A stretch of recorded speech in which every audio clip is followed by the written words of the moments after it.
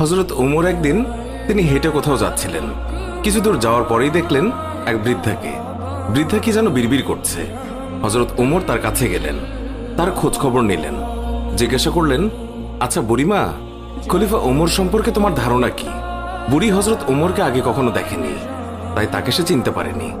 বুড়ি হযরত ওমরের কথা শুনে কিছুটা বিরক্ত হলো, বলল, ওমর টোমর দিয়ে আমি কি করব? আমার কি এমন ঠেকা পড়লো যে আমার তার খবর নিতে হবে? নিজের চিন্তায় বাঁচি না। বুড়ির কথাই ছিল রাগ আর অসন্তোষের ছাপ। হযরত ওমর আবার তাকে জিজ্ঞাসা করলেন, বুড়িমা, ওমরের উপর তোমার এত রাগ কেন? বুড়ি চেঁচিয়ে জবাব দেয়, রাগ হবে না কেন? এই যে সে খলিফা হয়েছে, তো আমায় কি একটা পয়সাও দিয়েছে? নাকি কোনোদিন আমার খোঁজ খবর নিয়েছে যে আমি কি হালতে আছি? ও মানুষ না। হযরত ওমর বুড়ির কথা শুনে বড়ই চিন্তিত হলেন। ঠিকই তো, আমি তো তার তেমন খোঁজ খবর নিতে পারিনি। তিনি কিছুটা নরম হয়ে বুড়িকে আবার জিজ্ঞাসা করলেন, আচ্ছা, তুমি কি অবস্থায় আছো ওমর কি করে জানবে? তুমি গিয়ে ওমরকে সব জানিয়ে আসলেই তো পারতে। বুড়ি জবাব দেয়, কেন?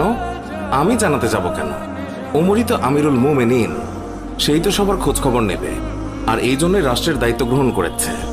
রুক্ষ ভাষায় বৃদ্ধা জবাব দিল।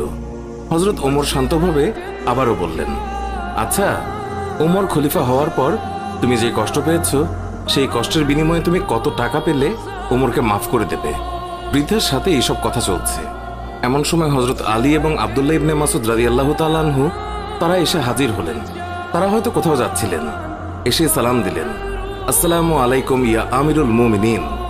আগন্তুক দুই ব্যক্তির মুখে আমিরুল মুমিনিন শব্দ শুনে বৃদ্ধা তাজ্জব হয়ে গেল। সে ভয়ে কাঁপতে লাগলো আর ভাবতে লাগলো যে ওমরের সামনে তাকে এত গালমন্দ করেছে। দারুণ অনুতপ্ত হলো বুড়ি। হযরত ওমর বৃদ্ধাকে সান্ত্বনা দিলেন আর বৃদ্ধার হাতে 25টি স্বর্ণ মুদ্রা দিয়ে বললেন, বুড়িমা, তুমি এই চামড়ায় লিখে দাও যে কিয়ামতের দিন ওমরের কাছে আমার কোনো দাবি নেই। বৃদ্ধা তখন তাই করল। চামড়ার উপরে তা লিখে দিল বৃদ্ধা, আর হযরত আলী রাদিয়াল্লাহু তাআলা আনহু সাক্ষী হিসেবে তার উপরে দস্তখত করলেন।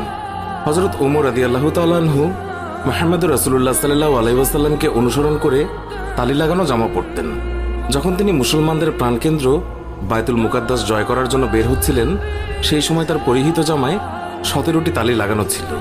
যখন তিনি তালিযুক্ত জামা পরিহিত অবস্থায় জেরুজালেমের উদ্দেশ্যে রওনা হয়েছিলেন, সাহাবাদের মধ্যে থেকে কেউ একজন হযরত আলী রাদিয়াল্লাহু তাআলা আনহুকে বললেন, ইয়া আলী, হযরত ওমর রাদিয়াল্লাহু তাআলা আনহুকে বলুন অন্তত আজকের দিনে তালিযুক্ত কাপড় খুলে একটু ভালো কাপড় পরিধান করার জন্য, কারণ তিনি ইহুদি খ্রিস্টানদের দেশে যাচ্ছেন।